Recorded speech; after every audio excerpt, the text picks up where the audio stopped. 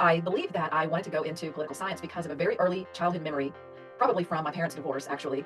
And there was something about what was happening that I didn't feel was fair. I didn't feel that justice was being served properly.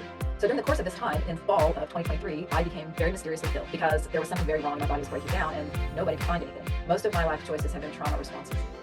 So 5 years ago, I started hearing from God through no filter. Because how do you undo a lifetime of traumatic responses? When you look around and everything you see in your life is probably based on a poor choice that at the time felt 100% healthy and 100% good. I have my friend here, Claryssa, that I met a couple months ago. Welcome to Off the Deep End. Good to see you again, Claryssa. Absolutely. It's always Welcome. good to see you. Always good to have a conversation with you. Thank you. Thank you. Welcome. Absolutely. It's always Welcome. good to see you. Always good to have a conversation with you. So let's just begin by you sharing a little bit about who you are, what you do, where you are, and any sort of highlights that have brought you to this point so far. Okay. Well, I started out career-wise, I started out wanting to go to law school and majored in college in political science and minored in psychology because I have always had an interest in just the human mind and the human condition, basically, why we do what we do, what makes humans tick. And one of the first memories I can think of is being on the steps of the courthouse in the county that we lived in. And I was young, so I was being held, but I remember looking out from that view and I could see the steps and I knew we were at the courthouse and it's very, very plain in my mind. And there was something about what was happening that I didn't feel was fair. I didn't feel that justice was being served properly. And so I think that must have put some kind of a seed in me, deposited a seed to want to see fairness and to want to see justice. Mm. Um, Even at that young age, I was probably 3 or 4 at that time. If I had to really analyze it, in a divorce, emotions are very high. So we tend to attach our memories to we remember things that had very high that were highly emotionally charged. So I remember a couple of years after that, I was probably 5. I told my grandmother that I was going to go to Harvard Law School. And I couldn't even tell you where I heard the phrase Harvard Law School, to be quite honest. And it wasn't so much that I ever remember wanting to be an attorney, but I do remember wanting to establish justice and fairness. And in my estimation as a 5-year-old, I thought the easiest way to do that was to go to law school.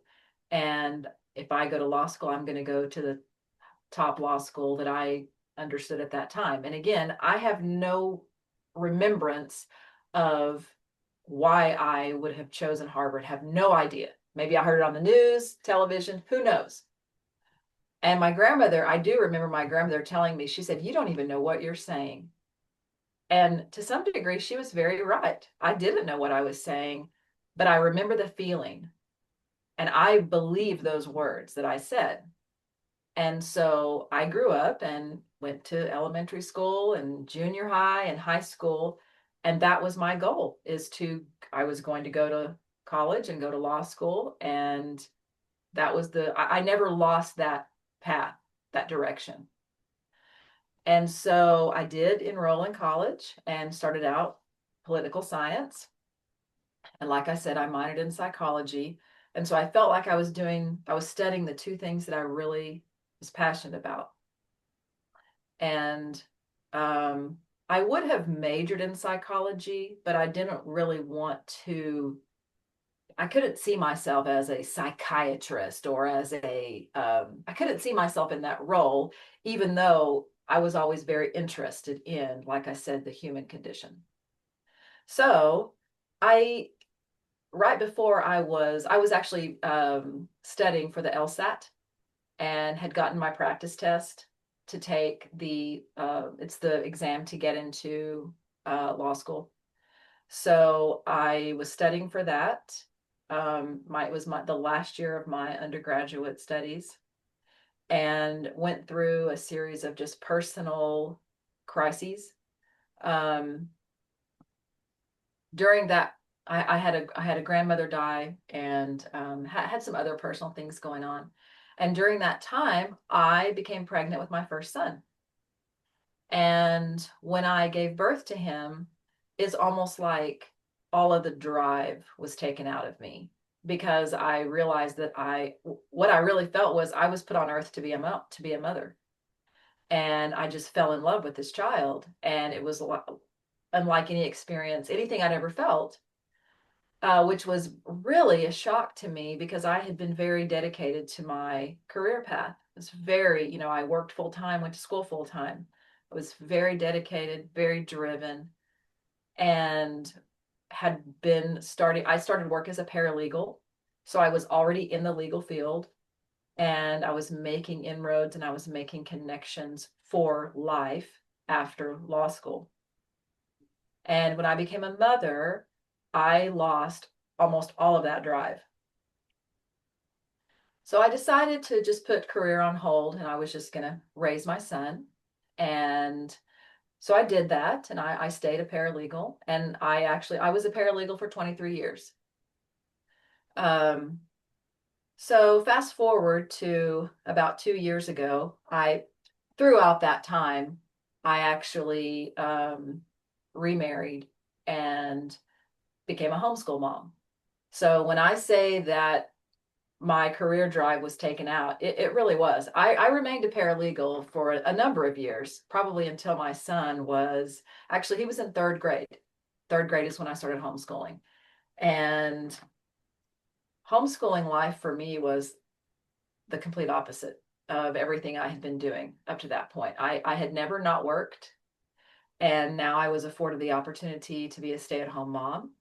And it was never something I ever thought that I would enjoy or even want to do, but I was enjoying it. I was enjoying being with my son, and my husband and I had a second child. So I also have a baby at this point. So I'm homeschooling my third grader, and I'm raising my second son, my baby. And life was just meaningful and fruitful, and it was a beautiful experience. And I homeschooled that kid, my oldest son. I homeschooled him until he was finished. I graduated him a year early at 17, and I continue to homeschool my younger son to this day. He will be an eighth grader in August. Fast forward to the year 2023, and I had not really decided on what I would, if I were going to go back into the workforce, what I would do. I had started doing some work. I enrolled in a Bible college and really wanted to move into ministry. It's very important to me, and really close to my heart, and I really feel called to do that. And through the course of those studies, one of my instructors introduced the class to the DISC assessment as a way of witnessing to people. Because if you can understand a person's basic personality, you can reach them better. Yeah. If you limit yourself to only the way you talk and not really wanting to understand to read other people, you're kind of cutting yourself off from anybody that doesn't speak your language, that doesn't receive the way you receive. So the whole purpose behind him introducing concepts of the DISC assessment were to get you to think outside of yourself, get you to look at other personalities. And it sparked that fascination that I'd always had with how the human mind works and just what makes people tick. So as I am enrolled in this Bible college, I decided to investigate, what do I have to do to become DISC certified? And at that point, I didn't even know there was a certification. I just knew I wanted to somehow incorporate that into whatever my future work life was going to look like once I had gotten to a farther point with my last son, with his education. It would be time eventually to start thinking about, what am I going to do for work? What do I want to go back into? Because going back into the legal field is not an option for me. Not interested at all. So I started investigating and saw many different programs, many different DISC credentialing programs. And so I settled on one, started working on that, and that opened the door for NLP, neuro linguistic programming.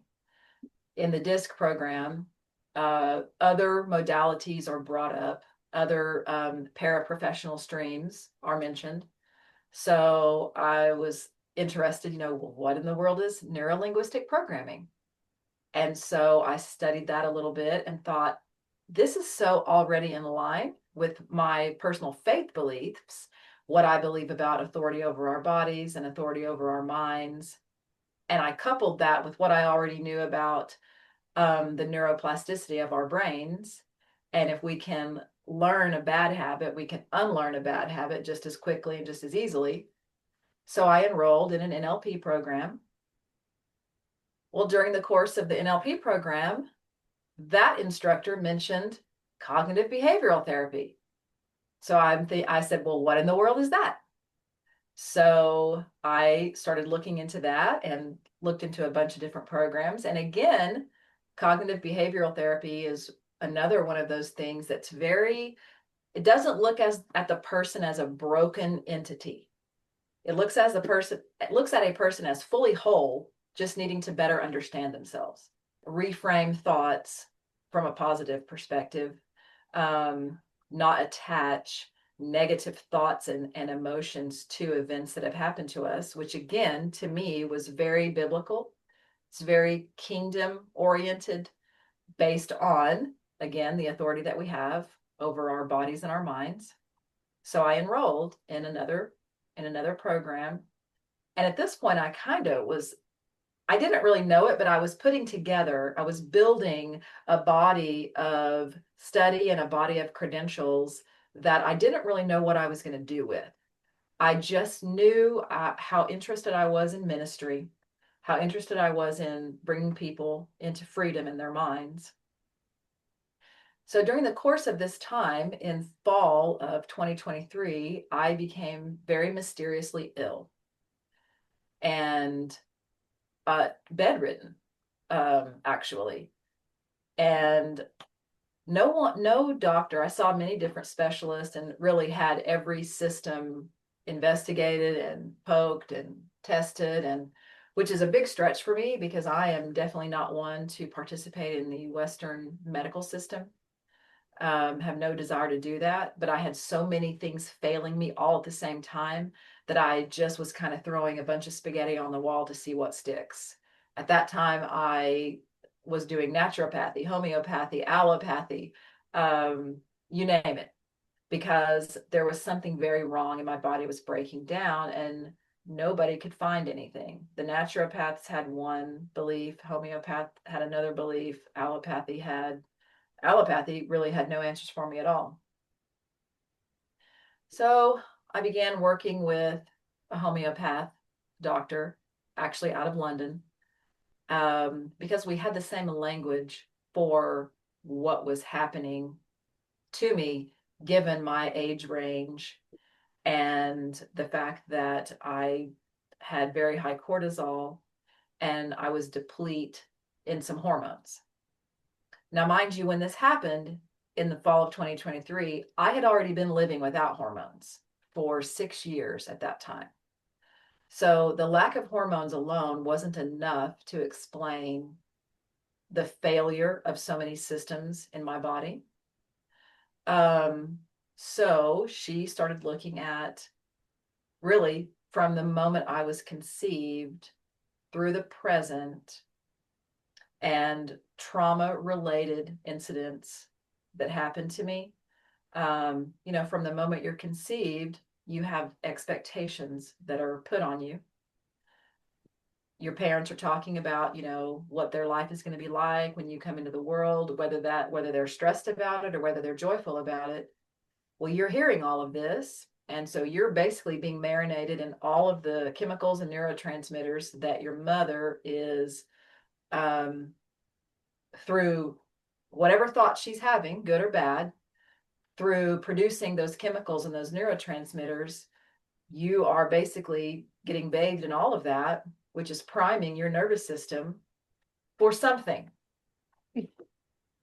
So we walked through basically my entire life, and she did have me on some homeopathic, some little small pellets, some herbal remedies.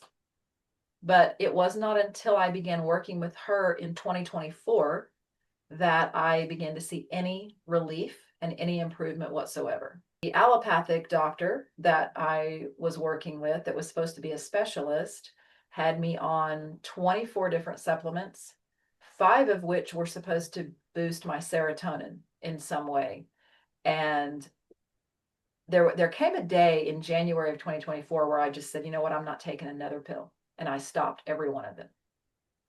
And started looking for another. That's actually how I found the homeopathic doctor. So she put me on some herbal remedies, and within 6 months, I had made a complete turnaround. Wow. Was able to get out of bed, was able to begin engaging with life again, engaging with activities of daily life, doing laundry, going back to homeschooling my son, driving, cooking, all the things that I hadn't been able to do. So that experience brought about choices that I'd made over the years. Most of my life choices, as sad as it is for me to say this, most of my life choices have been trauma responses that I didn't know. You think you have core beliefs, and sometimes what you have are just core adaptations based on trauma that's happened to you, based on good things too.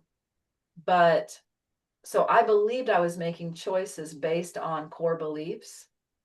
And so many things got uncovered as I was working with that homeopathic doctor that I had to look at my entire life from the moment I chose anything, from the moment I chose my college major, the moment I chose to stay in the legal field as a paralegal.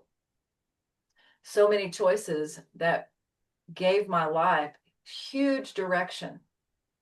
I'm realizing those were all out of trauma. Even that first memory that I had of being on the courthouse steps because of my parents' divorce, that was a trauma that in me created the need for justice and the need for fairness. I sensed even then that what was happening wasn't fair, and somebody's going to come out the loser here. And in many ways, it was both of my parents, but it was certainly me also that came out the loser there. But that created in me a desire to go and create fairness, go create justice. And when that happens to us, we're going to just figure out whatever means. For me, it was political science. For somebody else, it might have taken them on a different path. But the point is that none of that was according to my original design. There may still be something about my original design that is definitely wants fairness and justice, because I believe God is a just God. And I think that there's something about my interest in humanity and how we think that points to original design, because we are created by a very creative, loving Father. So I do think there's aspects of it that point to my original design, but through coping mechanisms and through the toolbox that I put together for myself, I chose a very materialistic path that I thought would bring me to the place I wanted. So as I'm working with this homeopath, we're just dissecting at a very granular level. We're dissecting all of this. And it was worrisome to me, but it was also very freeing, because how do you undo a lifetime of traumatic responses when you look around and everything you see in your life is probably based on a poor choice that at the time felt 100% healthy and 100% good. So walking that out and then realizing this is really what I want to help other people do. And so putting that picture together of what my career would now look like through DISC assessment, let's figure out what your governing behaviors are. Through neurolinguistic programming, let's reframe some of those thoughts that you're having, and let's anchor ourselves to a program of self-care, to a program of introspection. And then through cognitive behavioral therapy, let's begin by looking at you as if you're not broken. You are whole. You just need to understand your thoughts better. And in doing so, in understanding yourself better, you understand other people better. So that really is the story of how I came to have the practice that I have, um, and why I do what I do. Yeah. Clarissa, I want to honor you for this incredible journey you've been on. And, you have faced a lot of difficult things from a very young age. I've talked to a lot of women over the years. It's like when it got to a point where they had to put their career on a shelf or their furthering of education on a shelf because, whoops, a kid came along and now that has to be my focus. And everything you just shared, there was just so much love behind that decision. It wasn't one of regret. It wasn't one of, now what am I going to do? I can't live out my dreams now. Yeah, Um, so first of all, I commend you for having just the wisdom to listen to that inner voice that was telling you this is actually your primary purpose in this season is to bring up these children. And you know, it took a lot. I mean, I know you're a very courageous woman, a very strong woman. Um, Clarissa is like, I think the first person that I connected with when I came back into podcasting, when I came back into networking, because I was kind of away from everything for what, 10 months, 9 months, 10 months. Last summer, everything kind of came to a screeching halt for a number of reasons. And I met Clarissa on, I think it was Alignable. yeah, And it was interesting because we connected primarily on how we're both coaches, but also there were some other more nuanced things that as we were talking in that first networking, face-to-face networking call, I was like, oh, we're speaking each other's language here. You mentioned briefly about your faith and enrolling in Bible college, and I'm curious where in your story and how in your story seeds of faith came into the picture and where from, and the distinctions you made around, because you've made some very um, clear distinctions just in this interview about this is how we're originally designed, and this is something else. And so, where in your story did you decide what faith path even that you wanted to be on? Could you tell us a little bit about that? sure. Well, I started out, I was raised, so through my parents' divorce, I was raised by a grandmother, my grandparents actually, on my father's side. And she was a Baptist, Southern Baptist woman, old lady. But I say that 100% affectionately because she was your typical Southern Baptist grandmother. And she baked bread, she made chocolate chip cookies. She was very kind of the epitome of the grandmother. And we were in church every time the doors were open. And for me, honestly, it was a good experience. I look back very fondly and very nostalgically at that time. All of my friends were at the church and we were friends with the pastor's family. So I even got to see a side of church that most congregants didn't get to because we got to go eat dinner at the pastor's house. So it was a really special little country church. And so, but it had definitely had all the trappings of Southern Baptist. very hellfire and damnation, very you're a worthless, no good sinner, and God is angry with you. But thank God for Jesus, because through Jesus, God doesn't have to be angry with you anymore. But it was not a bad experience for me, and I remained Baptist through my elementary, through junior high, through high school, and even the high school that I went to. By this time, I was living with my mother again, and the high school that I attended, the Baptist church was right across the street. And the high school and the church, the church was very good at collaborating with the school, and so many events were hosted for students at that Baptist church. So it really was a good combination, and it was a good option for kids to have that instead of, running around starting trouble.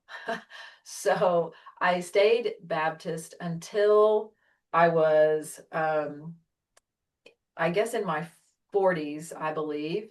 And I started going to a Messianic Jewish congregation through one of the attorneys that I was a paralegal for at the last law firm that I worked for, the law firm I like to say I retired from. We had an attorney get hired that was a Messianic individual, and he started talking to me about the pagan nature of holidays. And I just believed everything that he said. And so I started attending that Messianic congregation. And really it was on the basis of that. Not from, and I'm not throwing shade at all, but it was from the basis that everything that you're doing now and that you've been doing is wrong. And this is actually the original way. This is the authentic way. This is the right way. And so I was like, well, crap, I don't want to be doing everything wrong. I've loved what I've done, but if it's been wrong, I don't want to do it anymore. So I switched and I started going to the Messianic congregation. And end times change. Your end times view changes. Once you leave church, now you're not waiting for rapture. You go into Messianic Judaism, and now you're waiting for tribulation. So I left the rapture paradigm, and so now I'm actually waiting for, all the war and all the headlines get pushed through the biblical narrative of that Israel is the time clock, and that's going to kick off, whatever happens with Israel is how the rest of the world is, like the timepiece for the rest of the world. Totally different paradigm, but still angry God. That is the one thing that stayed the same. Probably about 5 years ago, God really started poking me about just some beliefs, some things like tithing, some things like, what is the kingdom? And I just didn't have an answer for any of those things. God's asking me questions, and I'm parroting back to him my religiously scripted answers based on my filter, based on my belief system. So when I was in the church, the way that I heard God was through that church lens. And then once your lens changes and you move over to something as, very different from church culture, now I'm in Jewish culture, albeit from a Messianic perspective, still very Jewish. So now, when you hear God through the Jewish perspective. But it's all just programming. It's all just conditioning. So 5 years ago, I started hearing from God through no filter. But what I'm parroting back to him, when he says, why are you tithing there? Who told you to give this congregation a tithe? What are they doing with it? I said, well, I don't know what they're doing with it. I assume they're paying their bills. They have rent, they have internet expense, they have electricity. And then the Lord was like, well, do you know how much is their rent? How much is their electricity? I don't know. I have no idea. I just trust that I'm giving my money and that they're doing the right thing with it. And he was like, well, shouldn't you be Shouldn't you know? You wouldn't do that with anything else. You wouldn't just blindly give 10% of your income. So I was like, you're right, I probably wouldn't. So he just started asking me these questions like that. And then the other one was, what's the kingdom? I don't know. I know what the church told me, and I know what Messianic Judaism tells me. I know what Yeshua says in the Bible, that we're supposed to seek it first and that all these other things will be added to us.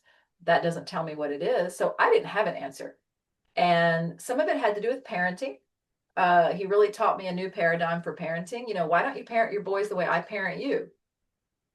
Well, that's a very good question, God. I don't know why. I was very intentional about structuring all kinds of reward systems and discipline systems and just trying to raise good boys, and never really understood the concept of natural consequences, because my boys have free will and they can make choices for themselves. And here's the good consequence, here's the bad consequence.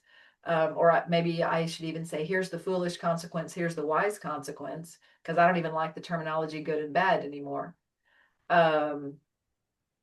So it was God himself that really started deconstructing my theology just by asking me questions that I really couldn't understand, that I didn't have an answer for. And then I have a couple of pretty wild faith friends of a wild faith that have kind of gone off the beaten track. And so we started having conversations, and they were using some of the same language I was using. They were wrestling with these same things. I didn't know there was a deconstruction movement going on. What I was seeing was that so many people were speaking the same language and having the same questions that didn't know each other. They had no way to collaborate on any of this. So there was something definitely happening on the larger scale. So 2020 happens, and we go on lockdown during the course of COVID and all of that. And I was invited to be not part as a speaker, I just was invited to watch. I was invited to be part of an online prophetic conference that featured so many. I mean, there were probably 50 different speakers. It was a week long. First of its kind, because we'd obviously never been on lockdown before. So I'm hearing things from these speakers. And one of those speakers was so just really resonated with me. I stay in touch with him in that church to this day, and I'm actually a member of that church. It's out of Australia. But the language that he was using was exactly what God had already been talking to me about. And I'm hearing this pastor say the same thing, and I'm like, okay, something is going on. So there's something happening. Leaving the congregation after so many years of being there, that's another one of those things that when you look around and go, what have I been doing? How do I undo this? But as my belief system started to change, and my language followed, because when you're no longer looking for rapture, and then you're no longer looking for tribulation, and you actually don't believe in any kind of an end time scenario, your language is going to follow that. And so by and large, the other congregants at that congregation, they just weren't receptive. And it wasn't that I was trying to convince anybody. I just was sharing when a conversation would take place, and it would kind of naturally go to a very catastrophic or fatalistic direction. I would just try to inject positivity, and well, the world is actually getting better and better. And if you look at the kingdom advancement, it says there will be no end. It doesn't say that it will grow for a time and then it will have to go underground and then it'll come back in stronger for, like, it doesn't say that. It says that it's a continual arc of growth. Well, that it was not received. And so it just started being more and more obvious that we were not speaking the same language. So I ended up leaving, and my husband followed. So as a family, we left. I'm just not interested in the system of church anymore. Yeah. But I'm very interested in the deconstruction movement, and I'm very interested in analyzing, why do you believe what you believe? Don't do it out of tradition. and let's look and see what the scripture actually really says about. All right.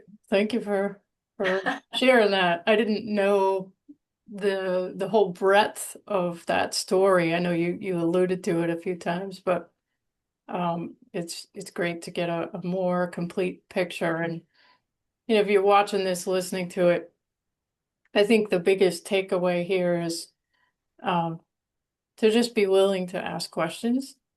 One of the things that I've always thought, even before I called myself a coach, is that, Christ was the model of the perfect coach. Because Yes, what he did was he asked very provocative questions of people because he wanted them to think. And if you think about, you know, back in the day, people were just very programmed by what they had passed down to them, very much like what you were just saying, tradition, um, just the matrix of what religion was back then. But he was always challenging people, and not in a way that was critical of them, but critical of a system.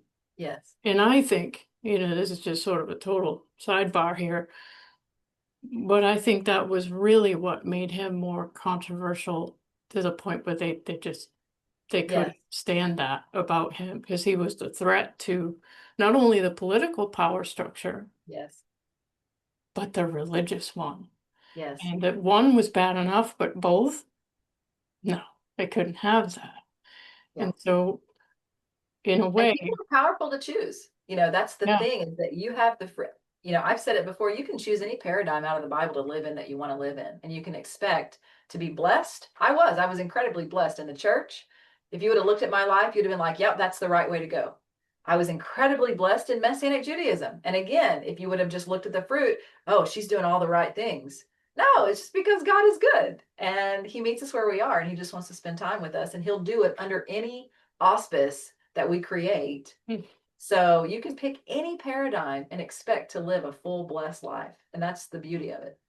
yes, yeah. And I want to spend a little bit of time on, well, first of all, I want to say that I have experienced with Clarissa this DISC assessment, and I have done other assessment-based um, programs before. I know that with the MBTI, I know what I am.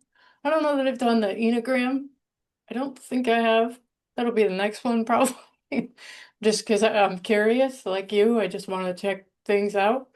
Um, but yeah, so I've been going through this with Clarissa myself, and it's been very interesting, and it's definitely got a very good distinction around how I believe it frames the conversation right out of the gate.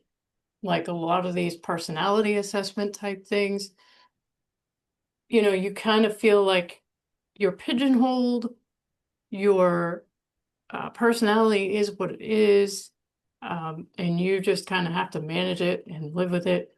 But what I like about DISC is it's very different that way. What is that acronym, DISC, and how is it different than something like Enneagram, MBTI, or any of those other things? How exactly is it different? And why would someone want to consider that versus one of those other assessment-based modalities? Sure. Well, depending on the DISC program that you look at, the acronym has some different meanings, but it really all means the same thing depending on who you're buying it through. So DISC, the D is dominant, the I is influence, the S is steady, and the C is compliance. So what I like about the DISC assessment, it is not a personality assessment, it's a behavioral assessment. So it's going to measure your governing behaviors. And the other thing that I like about it is that it gives you the tools to flex those non-dominant behaviors so that you can situationally figure out, if I'm a high D, maybe my high D isn't what the situation needs.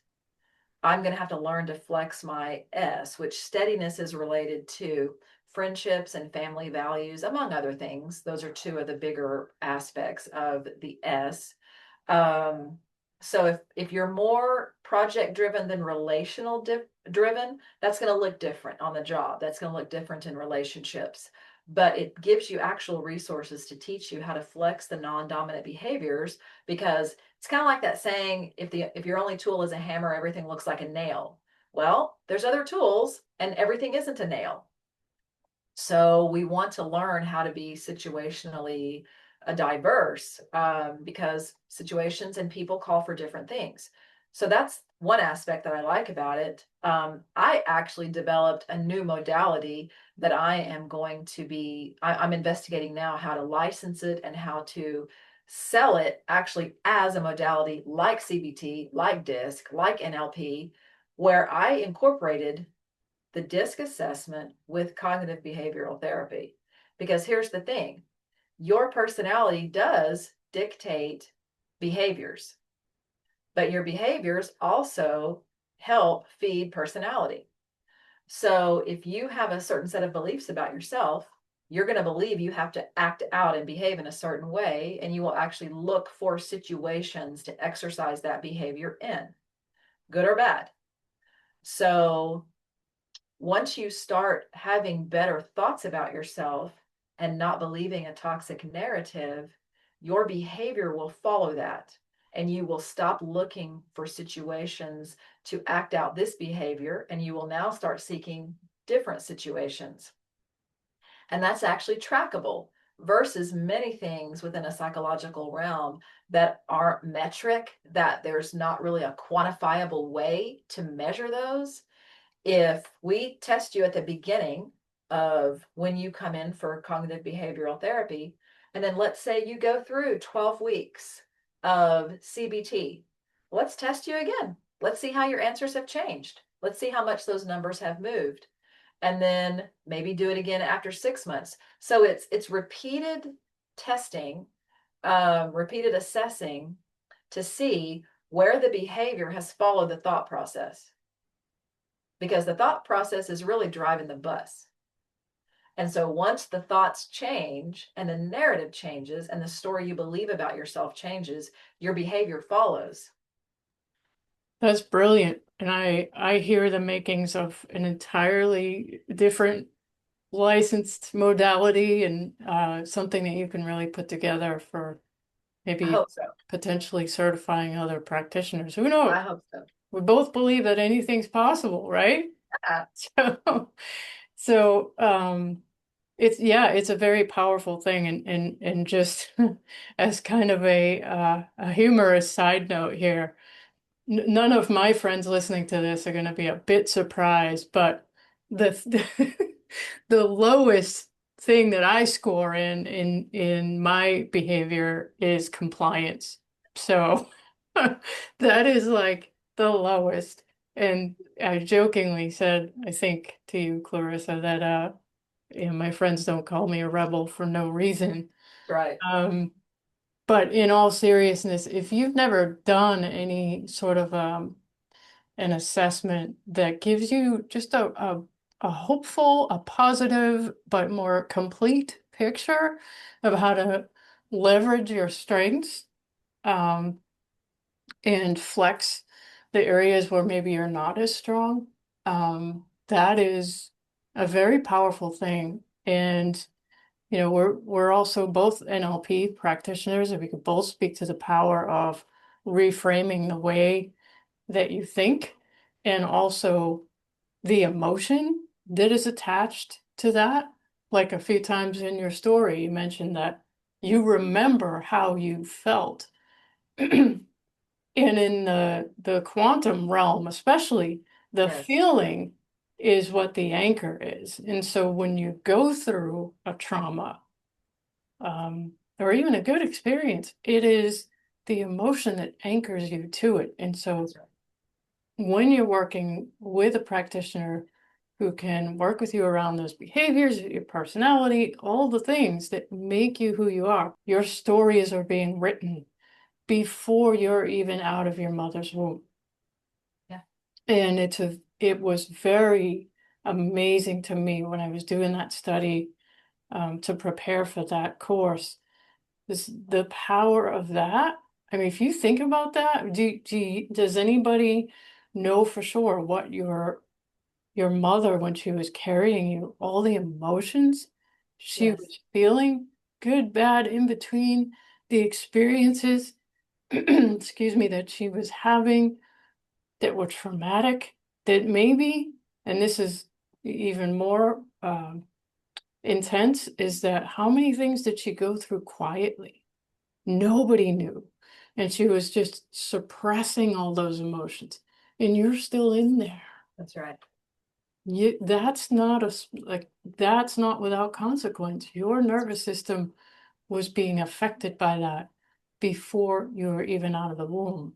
And so to me that's why, I often tell people it's not just about mindset. It's about what happens to form that mindset. And that's taking place before you can even speak words. Um, so Claryssa, you're just now building your practice up.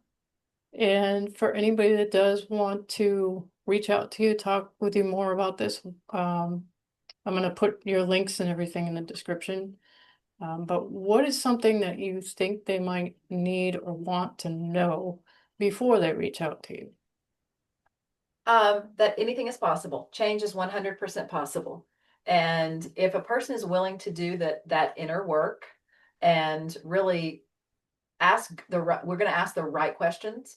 And as long as you're willing to do it, it is 100% possible. And so in that respect, I feel like I can guarantee mindset shifts.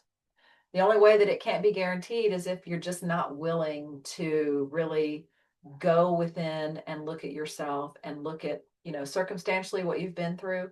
But I think everybody should be hopeful that they can start writing a new story immediately. Yeah, I love that. I think so much of psychology and even some coaching comes from the place of like, something's wrong with you. You're broken. You need to work on yourself more.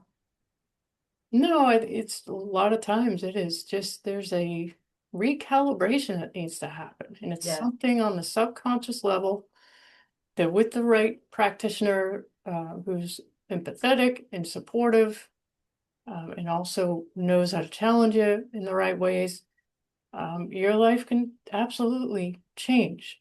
Um, 100%. I did not always believe that. I did not always feel the way I do now about many things like you. Um, but that is a core belief of mine now. And it is often just about working with the right person for you. The right person for me may not be the right person for you, and Yeah, vice versa. And that's okay. yeah. That's okay. Do you have any additional thoughts, ideas, challenges you want to throw out to anyone who is watching this right now? About Just be anything? willing to invest in yourself.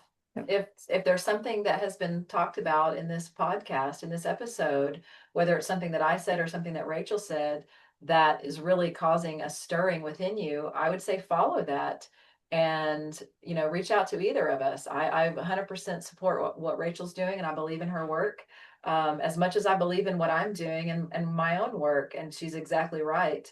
Finding that right fit is going to be key, but don't ignore the stirring and invest in yourself because you're worth it. Well, thank you again, Clarissa. This has been a great conversation. It's been a while since I had another coach on to just talk coach stuff, but it hasn't just been that. I think we had a pretty good breadth of information that we've shared and personal stories and such. Um, yeah, just really, really appreciate you. Really appreciate your time.